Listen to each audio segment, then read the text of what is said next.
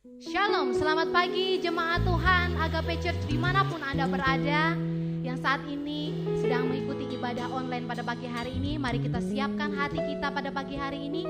Kita mau memuji dan memuliakan nama Tuhan. Kita percaya bahwa Allah kita baik. Dia Allah yang memulihkan, Dia Allah yang menyembuhkan. Amen. Karena Dia Allah yang hebat. Betapa hebat, haleluya.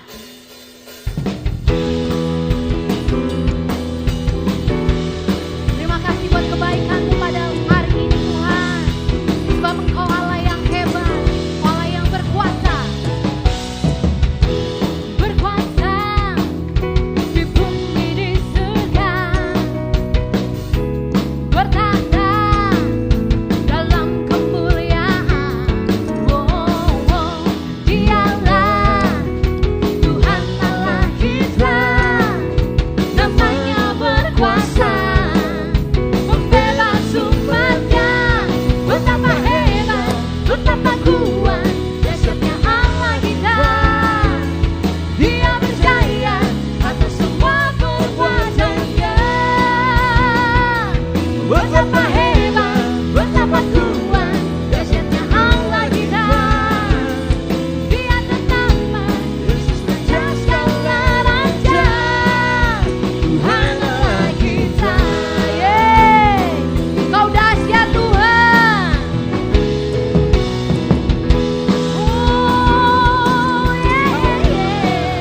Berkuasa, berkuasa di bumi di surga. Bertahta dalam kemuliaan. Dialah Tuhan Allah kita.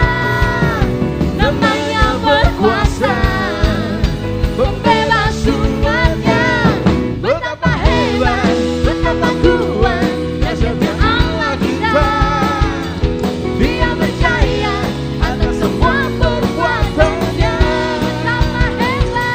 Betapa hebat, betapa kuat dahsyatnya Allah kita.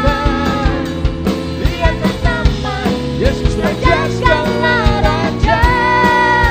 Tuhan Allah kita. Haleluya.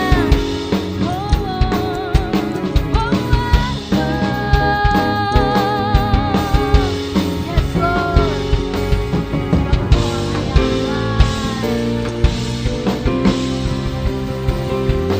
Betapa hebat, betapa kuat dahsyatnya Allah kita. Dia berjaya atas semua perbuatannya. Betapa hebat, betapa kuat dahsyatnya Allah kita. Dia ternama Yesus Raja segala. Sekali lagi suruhkan betapa hebat, betapa hebat, betapa kuat dahsyatnya Allah kita. Dia berjaya atas semua perbuatannya. Betapa hebat, betapa kuat dahsyatnya Allah kita. Dia ternama Yesus Raja segala raja. Tuhan Allah kita. Yes Lord. Tuhan Allah kita. Tuhan Allah kita.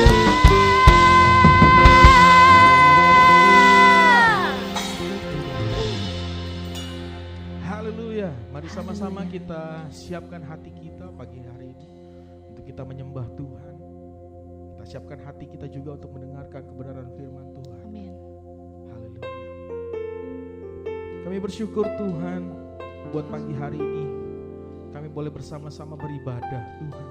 Kami boleh berkumpul menyembah Engkau. Ini hati kami Tuhan. Ini hidup kami. Sampai akhir Tuhan. Kami menyembah Engkau. Thank you Lord Jesus. Mari sama-sama kita pujikan ini. Tak akan pernah ku sesali mengiring Yesus sepanjang hidup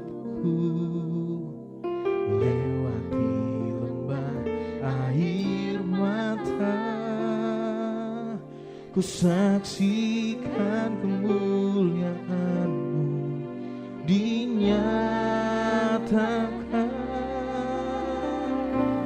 Berapapun harga yang harus ku bayar, ku kan tetap setia melayani, mengasihi-Mu, mengiring-Mu seumur hidupku.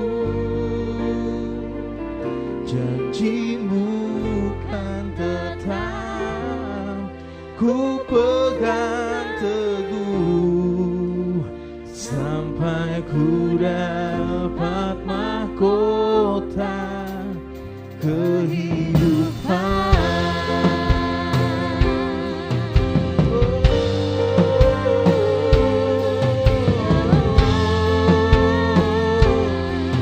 Mari sama-sama jemaat Tuhan.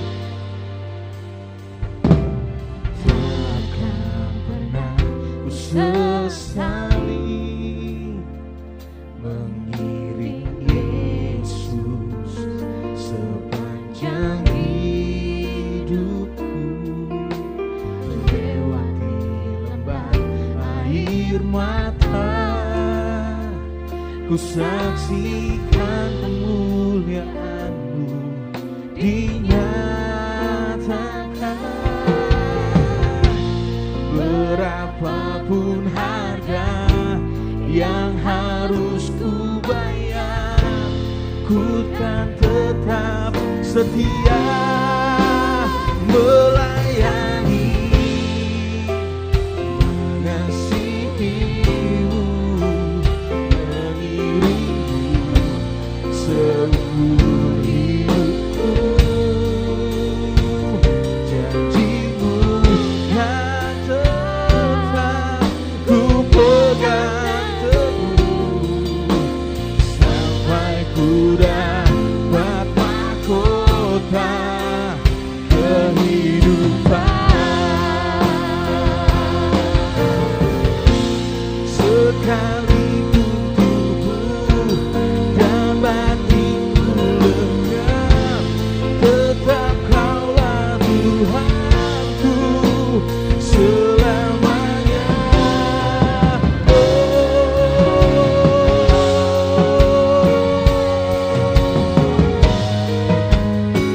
Melayani-Mu Tuhan, mengiring-Mu Yesus, seumur hidup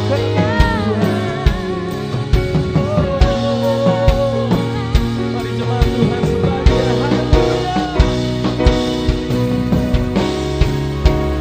melayani, mengasihi-Mu, mengiring-Mu seumur hidupku. Janji-Mu kan tetap ku pegang teguh sampai ku dapat mahkota kehidupan. Janji-Mu kan tetap ku pegang teguh sampai ku dapat mahkota kehidupan. Bersama-sama kita sembah. Oh,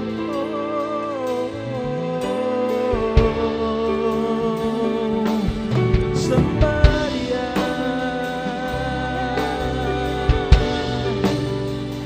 Kami tinggikan Kau, Yesus Tuhan, mulia Kau selamanya Tuhan.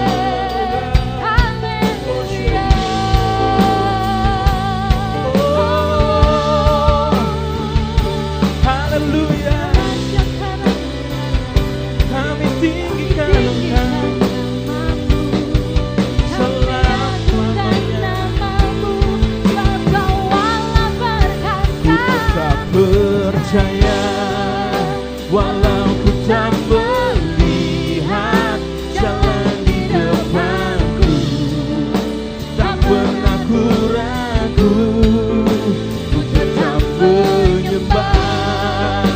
Apapun yang terjadi di dalam hidupku, tak pernah ku ragu, ku tetap percaya, ku tetap percaya. Walau ku tak melihat jalan di depanku, tak pernah ku ragu, ku tetap menyembah.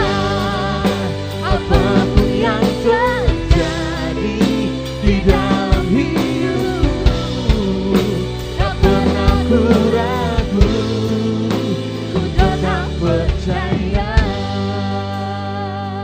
Mari jemaat Tuhan dengan segenap hati. Ku tetap percaya, walau ku tak melihat jalan di depanku, tak pernah ku ragu, ku tetap menyembah.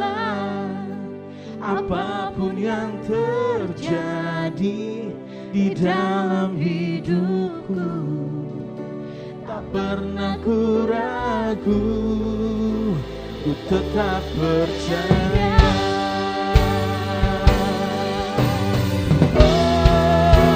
Ku tetap percaya, walau ku tak melihat jalan di depanku, tak pernah ku ragu, ku tetap menyembah. Apapun yang terjadi di dalam hidupku, tak pernah ku ragu, ku tetap percaya. Tak pernah ku ragu, ku tetap percaya. Tak pernah ku ragu,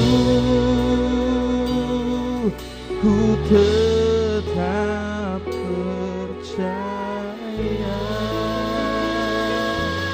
Berikan sorak-sorai yang meriah bagi Tuhan kita.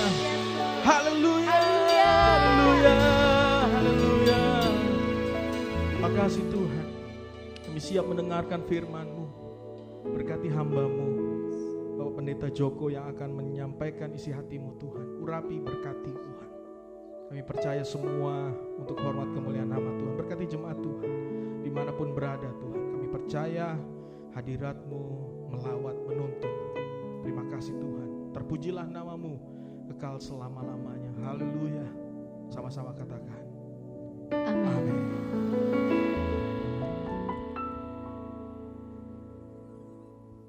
Shalom, Bapak Ibu, saudara sekalian, selamat hari Minggu. Saya berharap pada pagi hari ini Bapak Ibu dalam keadaan sukacita. Saya berharap dalam saat ini Bapak Ibu punya semangat yang baru, bergairah bersama-sama jemaat Tuhan untuk membangun persekutuan bersama. Mari sebelum kita mendengarkan firman Tuhan, kita berdoa lebih dulu agar Roh Kudus memimpin dan menolong serta mengajar kita tentang firman Tuhan. Mari kita berdoa. Bapa kami yang di surga, kami bersyukur hari-hari yang kami lalui Tuhan menolong dan menyertai. Bahkan sampai hari Minggu ini kami diberi kesempatan untuk bisa bersama-sama bersekutu. Sekalipun kami harus lewat media streaming. Tuhan tolong agar kebenaran firman-Mu hari ini sungguh-sungguh menjadi jawaban dalam hidup jemaat-Mu. Tolong hamba-Mu dan urapi hamba-Mu agar Roh Kudus menolong dalam setiap pembicaraan, menyampaikan ide-ide dan bahkan kebenaran firman-Mu yang kami renungkan bersama hari ini sungguh-sungguh menjadi berkat buat kami semua. Terpujilah Engkau Bapa atas segala kebaikan dan kasih-Mu, dan kami mohon hari ini biarlah kami fokus, bisa terarah, waktu yang singkat ini bisa mendengarkan firman Tuhan dengan baik. Hanya di dalam nama Yesus kami siap diberkati lewat kebenaran firman Tuhan. Haleluya. Amin.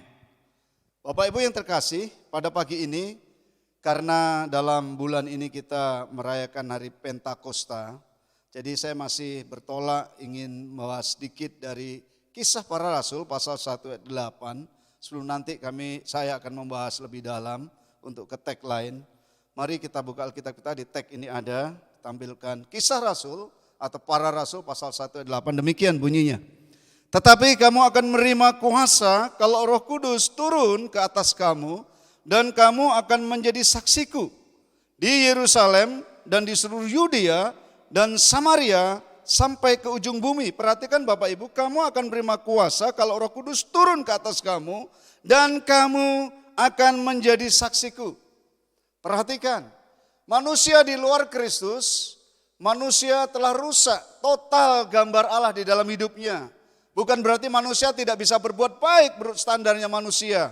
Tetapi standar kebaikannya tidak pernah bisa dinilai dan berharga di mata Tuhan. Karena itu setiap orang harus menerima Yesus sebagai Tuhan dan Juru Selamat pribadinya. Karena saat itu mereka dilahirkan kembali karena menerima Kristus sebagai Tuhan dan Juru Selamat pribadinya. Dan saat itu juga terjadi, Roh Kudus tinggal di dalam diri orang percaya itu. Tidak berhenti sampai di situ, kejadian ini langsung membuat Anda dan saya menjadi saksi-saksinya. Ini jamak, saksi-saksi. Bukan hanya para hamba Tuhan zamannya Petrus. Zaman para rasul yang 12 orang itu. Tetapi setiap orang yang menerima Yesus dan lahir baru, dia ditempati Roh Kudus. Dan dia saat itu menjadi saksi-saksinya Yesus. Saksi-saksinya kerajaan Allah.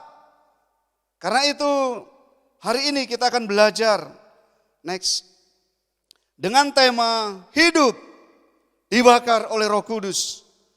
Ketika Roh Kudus turun seperti api-api, lidah api di atas para orang yang hadir saat itu. Mereka berkobar-kobar, mereka bersemangat kemana dia pergi.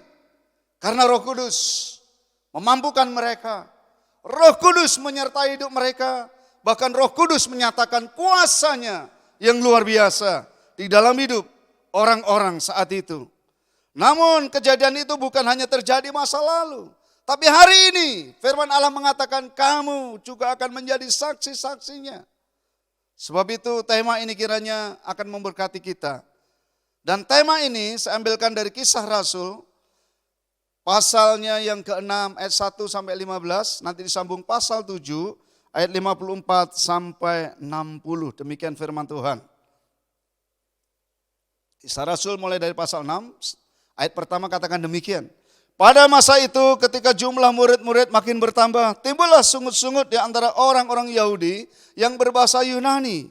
Tetapi orang-orang Ibrani karena pembagian kepada janda-janda mereka diabaikan dalam pelayanan sehari-hari. Berhubung dengan itu ke-12 rasul itu memanggil semua murid berkumpul dan berkata, kami tidak merasa puas karena kami melalaikan firman Allah untuk melayani meja.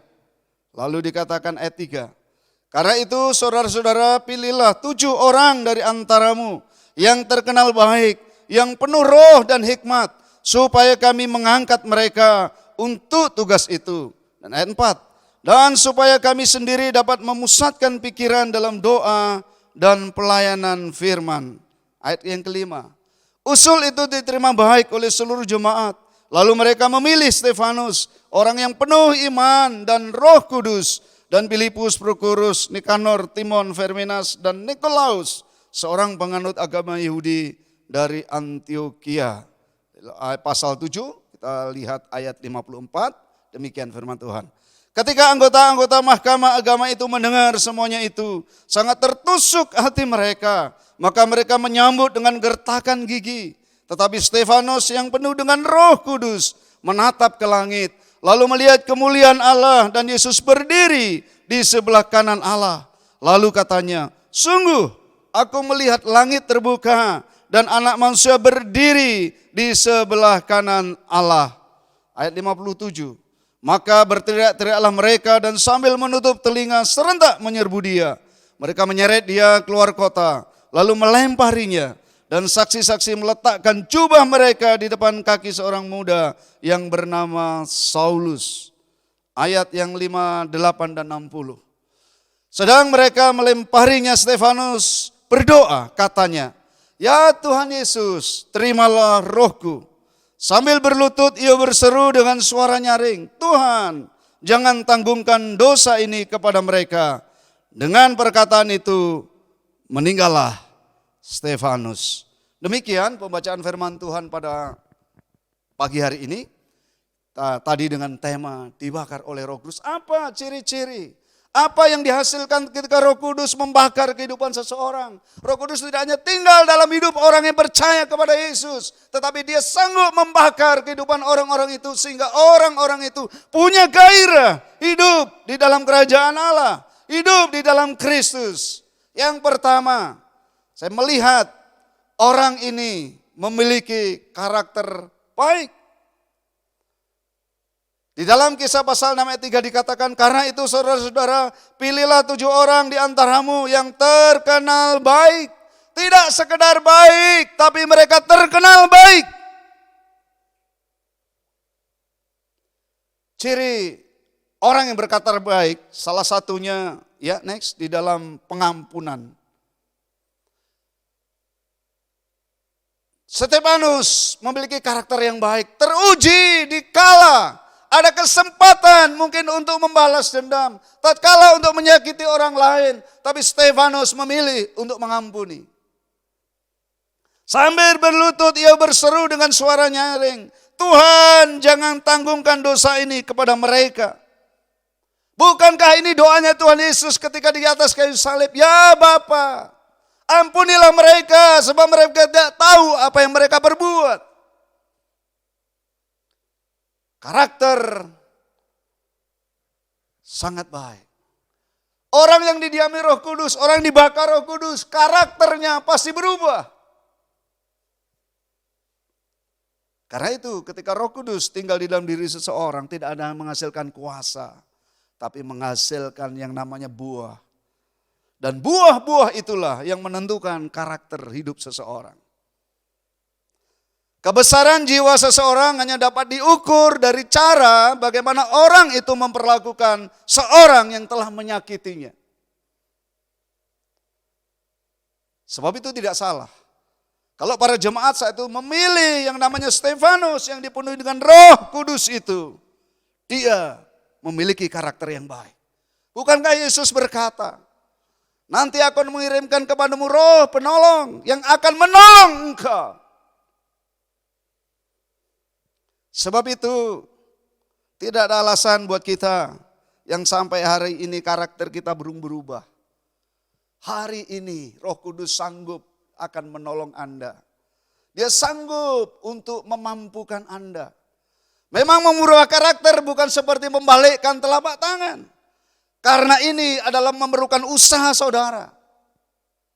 Kerjasama dengan Roh Kudus agar dia mengingatkan sisi-sisi kehidupan Anda mana yang perlu diubahkan, mana yang perlu ditinggalkan.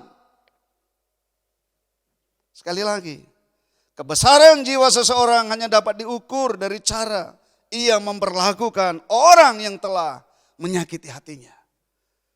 Tuhan Yesus berhasil. Stefanus sebagai pengikut Yesus pun berhasil.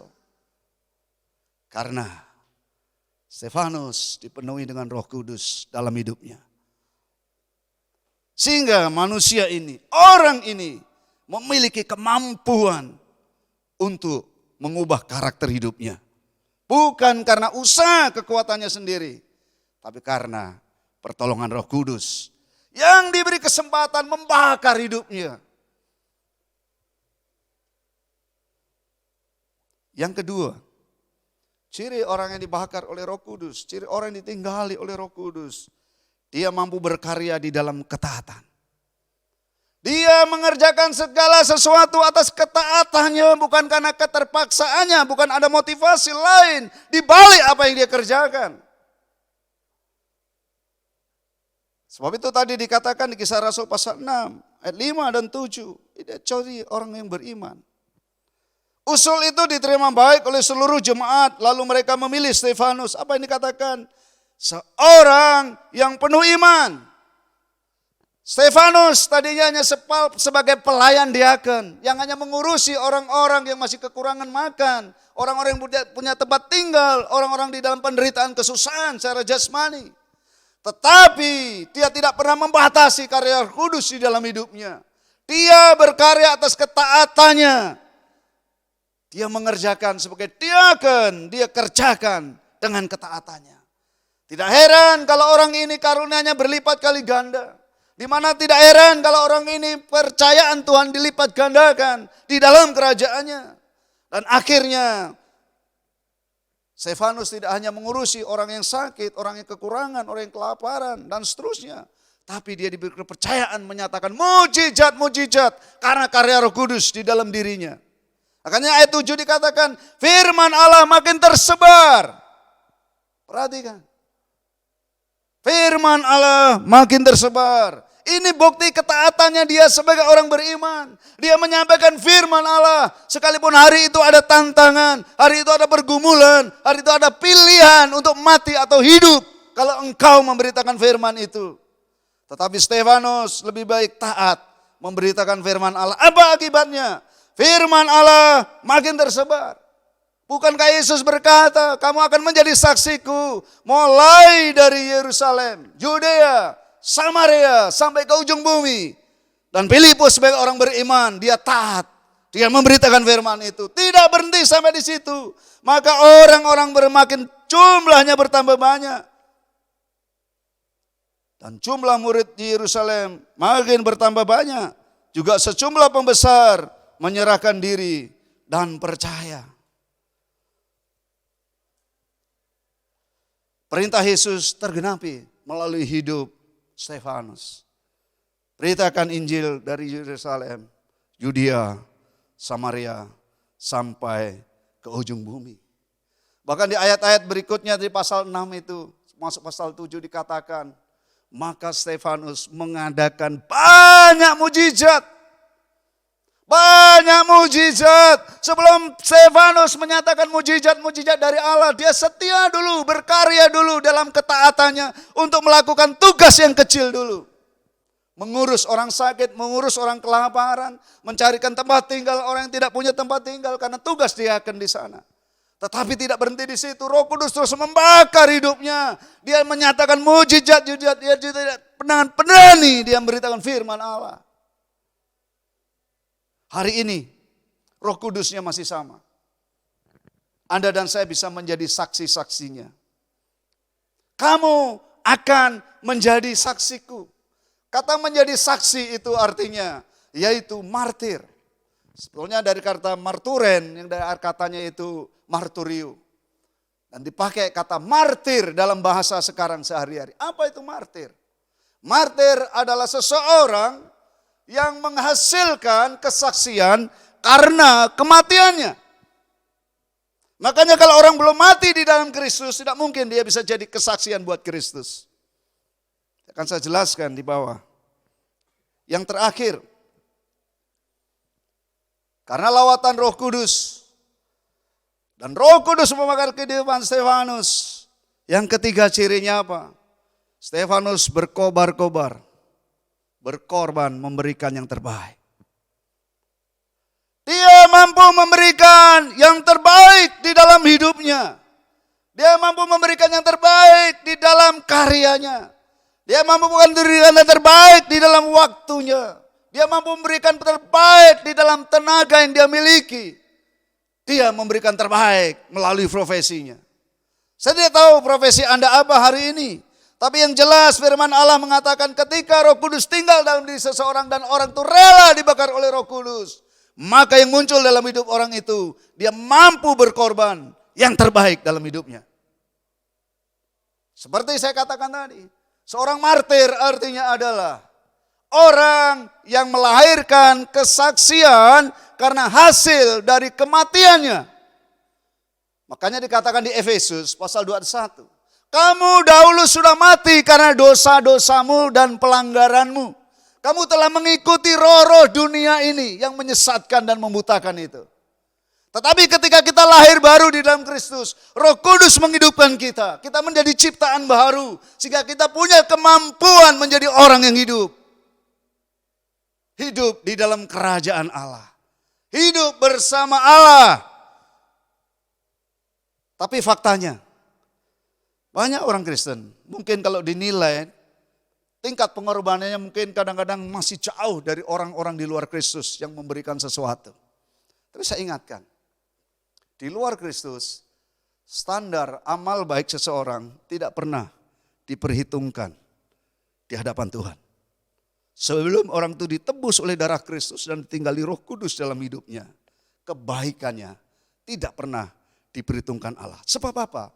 Dosa telah membuat manusia, gambar Allah dalam diri manusia itu mengalami rusak total. Saya singgung di depan tadi, bukan berarti dalam diri manusia enggak ada kebaikan. Tapi segala kebaikannya tidak memenuhi standarnya Allah. Sebab itu di dalam Efesus pasal 2 ayat 10 dikatakan, kita ini ciptaan Allah di dalam Yesus Kristus dan kita dipersiapkan untuk melakukan perbuatan baik. Tapi ayat itu menjelaskan dulu tentang keselamatan di atasnya.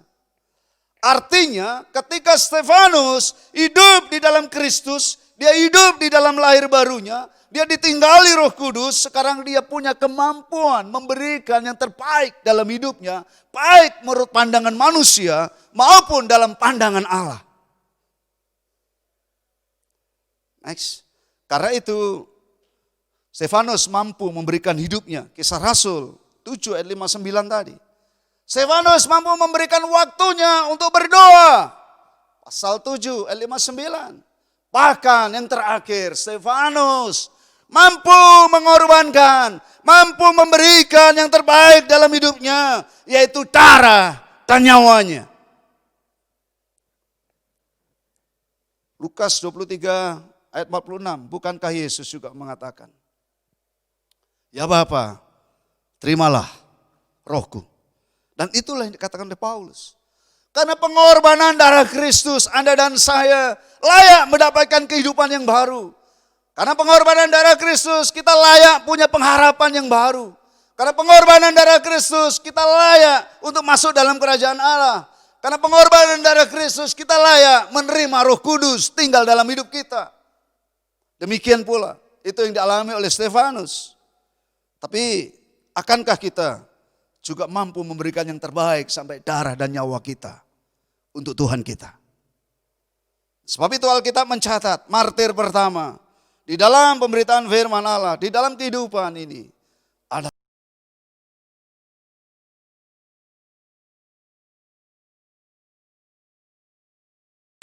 saudara yang kekasih, kita pikir ketika kita terima Kristus, kita jadi ciptaan baru. Pada awalnya memang, seolah-olah apa yang kita minta Tuhan nyatakan dalam hidup kita. Tapi fakta dalam kehidupan yang kita lihat di Alkitab, ketika seorang makin lama ikut Tuhan, seolah-olah pertolongan Tuhan bukan semakin seperti yang dia inginkan. Sama dengan kita, ketika kita makin lama ikut Tuhan, pertolongan Tuhan bukan semakin seperti yang kita inginkan. Tapi malah justru jawaban Tuhan sebaliknya. Saya kira secara manusia Stefanus pun punya keinginan. Dia tidak mau mati dilemparin batu. Demikian Yesus ketika mau menghadap salib, Yesus pun sebagai manusia tidak mau dia matinya terkutuk di atas kayu salib. Makanya dia berdoa, ya Bapa, jika perlu tawan ini berlalu daripada aku. Tidak selamanya orang yang ikut Tuhan Yesus dilepaskan dari bencana dan malapetaka di dunia ini. Saya tidak mengecilkan arti mujizat. Saya tidak mengecilkan arti kuasa Allah. Tapi kalau saudara dan saya belajar baik-baik Alkitab, tidak selamanya orang ikut Yesus dilepaskan dari bencana dan malapetaka di dunia ini. Salah satu yang baru kita baca adalah Stefanus. Dan kalau Anda nanti baca kisah selanjutnya, Anda sampai di kitab Ibrani, masuk pasal 11, di sana ada pahlawan-pahlawan.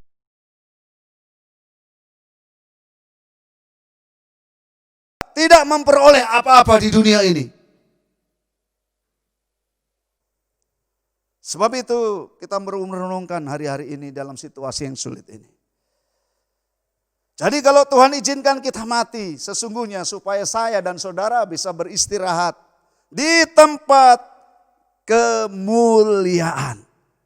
Makanya kata Stefanus mati itu bukan mati dalam kebinasaan, itu bisa diterjemahkan Stefanus tidur Jadi kalau orang tidur, dia akan bangkit. Sebab itu bentuk kematian tidak mengerikan buat kita yang ada di dalam Tuhan. Buat kita yang ditempati oleh Roh Kudus. Buat kita yang hidup di dalam pimpinan Roh. Saudara kasih next, ada gambar ini. Ya, ini namanya John Stephen Akhwari. Ya. Dia seorang pelari dari Tanzania. Yang diutus negaranya untuk mengikuti Olimpiade Mexico City tahun 1968. Yaitu Olimpiade yang ke-19. Dan Stephen John Akhwari memakai atribut nomor larinya, nomor 36. Tapi saat itu John Akhwari dalam mulai start, dia mengalami kecelakaan. Di mana lutut kakinya mengalami kerusakan. Lomba lari ini bukan 1-2 meter atau 100 meter, karena lomba maraton. Sepanjang 42 kilo. Dan ternyata dari sekian banyak yang ikut lomba lari itu, 11 pelari lainnya menyatakan gugur di tengah jalan dan menyerahkan diri. Namun Akhwari telah bertekad sejak awal. Sebab itu ketika selesai dalam pertandingan, Akhwari didatangi oleh wartawan. Apa yang menarik? Karena semua upacara penobatan sang juara sudah selesai. Lalu 1 jam kemudian ketika stadion lampu-lampu mulai dimatikan. Para penonton mulai pulang. Lalu timbul suara dari speaker itu dikatakan masih ada 1 peserta lomba yang akan masuk ke finish. Tiba-tiba lampu dinyalakan di stadion itu. Dan orang mulai berdiri. Menyambut, bertepuk tangan. Menyaksikan Akhwari masuk di dalam finish. Di dalam stadion itu. Selesai itu wartawan mewawancarai.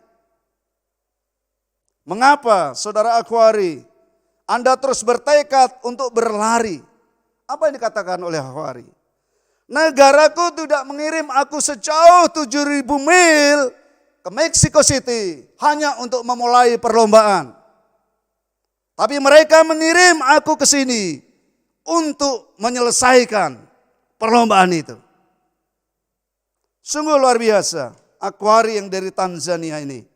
Akhirnya dia dinobatkan menjadi atlet, yaitu raja tanpa dimahkotai.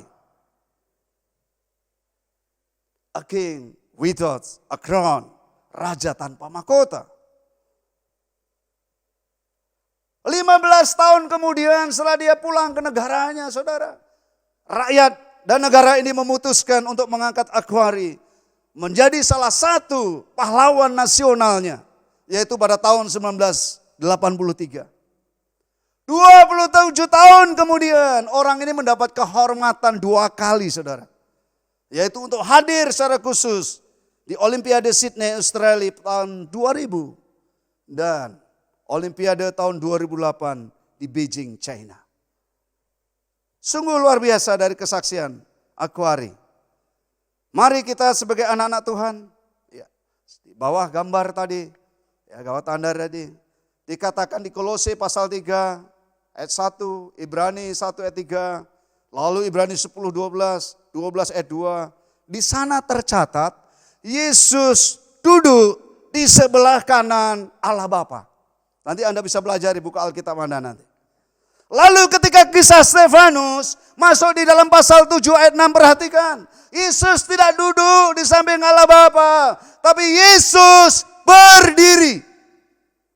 Yesus berdiri. Dia tertegun, dia terkagum, dia menyambut dengan begitu gembira atas kehadirannya Stefanus dalam kematiannya. Ada kontras, saudara. Yesus sangat antusias, Yesus sangat bergairah menyambut kematian martir ini. Sehingga Yesus yang duduk itu rela berdiri. Ini namanya standing ovation. Makanya dikatakan, lalu katanya, sungguh aku melihat langit terbuka dan anak manusia berdiri di sebelah kanan Allah Bapa. Ini kesaksian Stefanus sendiri, menyaksikan Yesus berdiri menyongsong dia. Yesus berdiri menghormati dan menyambut akan pelepasan nyawanya. Sangat berharga. Standing ovation itu hanya diberikan yang pertama untuk orang yang terhormat yang memasuki ruangan. Karena saat ini standing ovation itu artinya berdiri sambil bertepuk tangan. Dan itu hanya diberikan yang pertama untuk orang yang terhormat saat memasuki sebuah ruangan. Yang kedua, standing ovation ini bisa diberikan untuk seniman yang telah menyelesaikan pertunjukannya dengan kemampuannya di atas panggung yang luar biasa. Dan Stefanus dua-duanya diselesaikan dengan baik. Sebab itu layak dia disebut orang yang berkorban yang terbaik dalam hidupnya. Hari ini sudah sejauh mana pengorbanan kita dalam mengiring Yesus?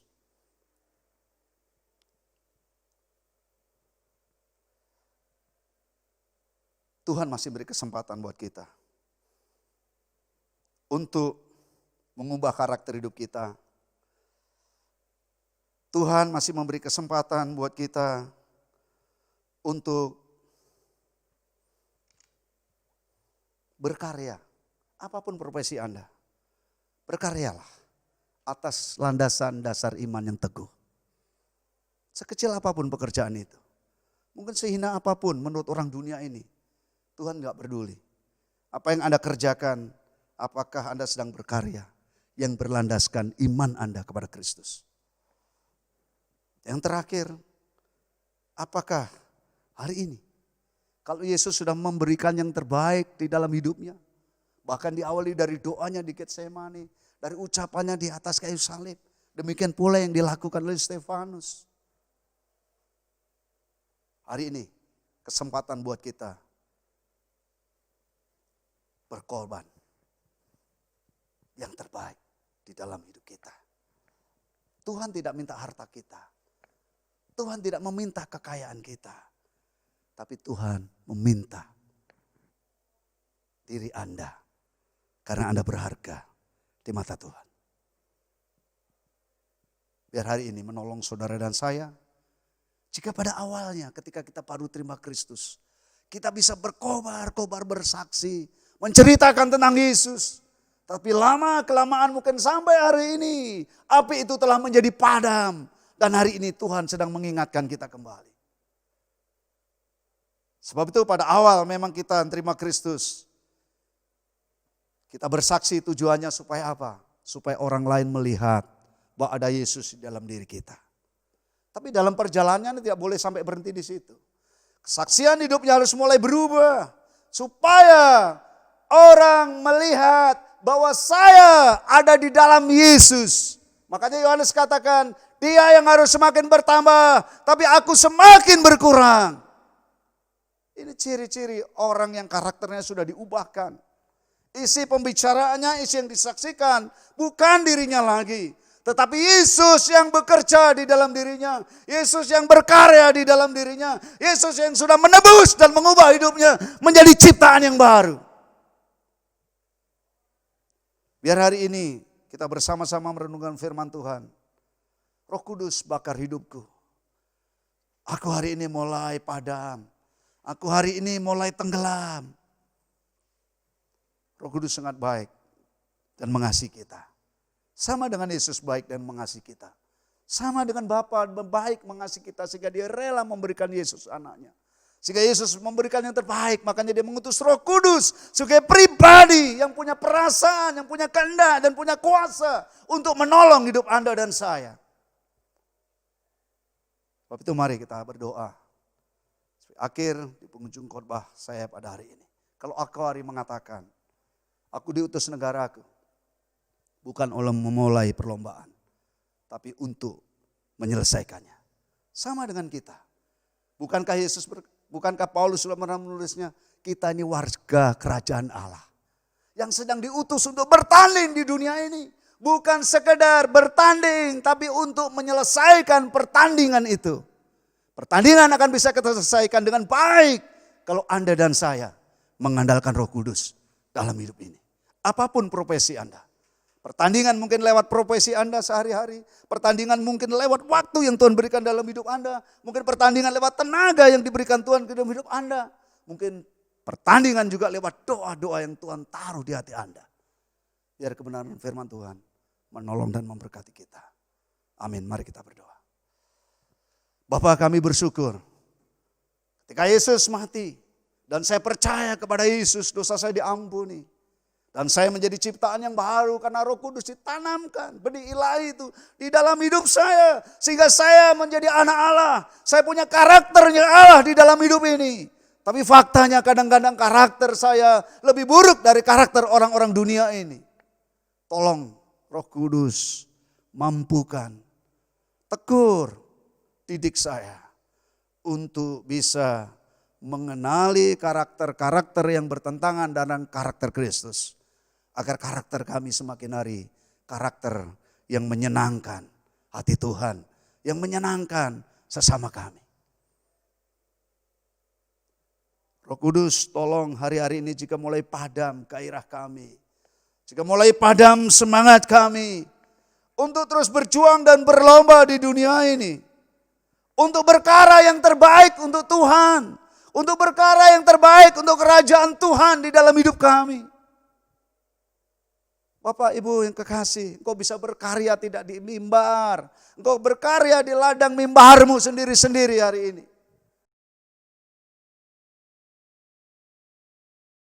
Baik engkau sebagai orang yang bekerja biasa pun. Baik engkau sebagai ibu rumah tangga sekalipun. Engkau bisa berjuang melalui ketaatan imanmu. Roh Kudus, tolong hari ini. Jika setiap kami menolong orang lain, memberi kepada orang yang dalam kekurangan maupun kesulitan, mungkin kami punya motivasi yang tersembunyi di dalamnya. Kiranya Tuhan ampuni dan sucikan kembali, agar kami mampu memberikan yang terbaik di dalam hidup kami seperti pemberian Stefanus, di mana Yesus menyongsong kematiannya. Yesus rela berdiri dengan semangat. Hai hambaku yang setia. Terima kasih untuk hari ini. Ampuni atas kegagalan kami dan ketidakmampuan kami untuk mendengar suara Roh-Mu dan bimbingan-Mu. Sehingga hidup kami belum selaras dengan firman-Mu dan tujuan hidup kami sesuai rancangan-Mu. Tolong kami Tuhan, buat telinga kami, baik jasmani dan rohani. Kami bisa mendengar, kami bisa mengerti, kami bisa mengaktualisasikan hidup kami sebagai orang-orang kerajaan Allah. Terima kasih Tuhan, terima kasih Yesus. Terima kasih hari ini di masa-masa yang sulit. Di masa-masa yang sulit Tuhan. Tapi kami bersyukur janji-Mu Engkau akan memberikan roh penolong yaitu Roh Kudus. Sehingga Roh Kudus yang akan memampukan kami melewati masa-masa yang sulit ini. Masa-masa yang sulit ini. Di tengah kesulitan kami, di tengah penderitaan kami. Ketika Roh Kudus berkarya dalam hidup kami akan terus bisa merasakan damai sejahtera-Mu, sukacita-Mu. Karena kerajaan Allah datang bukan soal makanan dan menyenang, tetapi karena sukacita, kehadiran Roh Kudus yang bekerja dalam hidup orang yang percaya. Terima kasih Bapa. Jangan biarkan sukacita ini hilang dari hidup kami. Teruslah berkarya Roh Kudus. Ampuni kalau kami memadamkan karya-Mu di dalam hidup kami. Sehingga kami tidak melihat kuasa-Mu yang berkarya dalam hidup kami, di dalam pekerjaan kami. Terpujilah Engkau. Hanya di dalam nama Yesus kami ucap syukur. Dan kiranya firman ini boleh dimeteraikan di dalam hati hamba-Mu dan jemaat-Mu. Sehingga kami bukan hanya pendengar, tapi kami menjadi pelaku-pelaku firman-Mu. Hanya di dalam nama Yesus kami ucap syukur, yang diberkati katakan amin. Tuhan memberkati. Waktu dan tempat kami serahkan kembali kepada pemimpin pujian. Haleluya.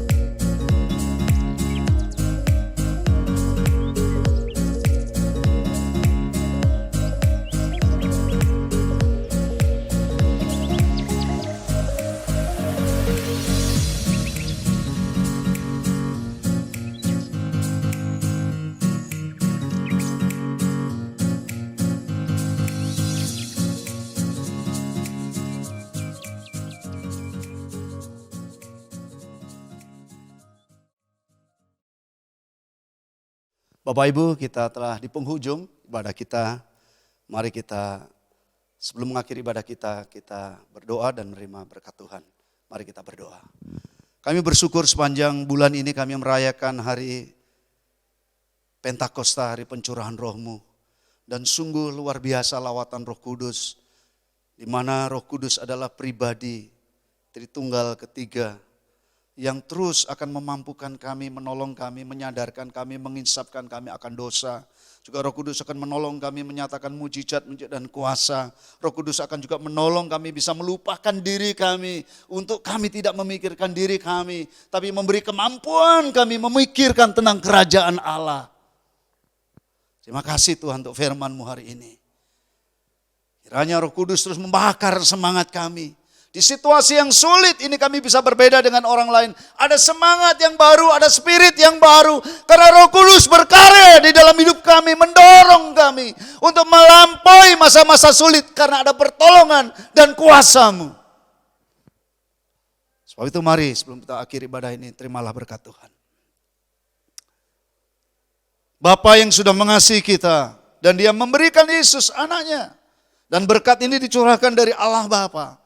Dari pengorbanan Yesus, berarti Yesus memberkati hidup Anda dengan pengorbanannya dan kematiannya. Dan Dia menyediakan segala berkat di sorga dan di bumi buat hidup Anda. Dan biarlah melalui Roh Kudus berkat itu turun atas hidup Anda. Karena Dia pendamping, penolong dan penghibur di tengah perjalanan dan perjuangan hidup Anda hari ini. Segala berkat ini dicurahkan mulai hari ini dalam hidup Anda. Sehingga selesai ibadah, Anda menjadi orang-orang yang berkemenangan. Karena Anda menjadi orang yang tunduk dan takluk dan dipimpin dan penuhi dan dibakar oleh Roh Kudus. Berkat dan kuasanya melimpah mulai hari ini. Sampai Tuhan datang menjemput kita saleh-salehnya. Amin. Selamat hari Minggu, Tuhan Yesus memberkati. Haleluya.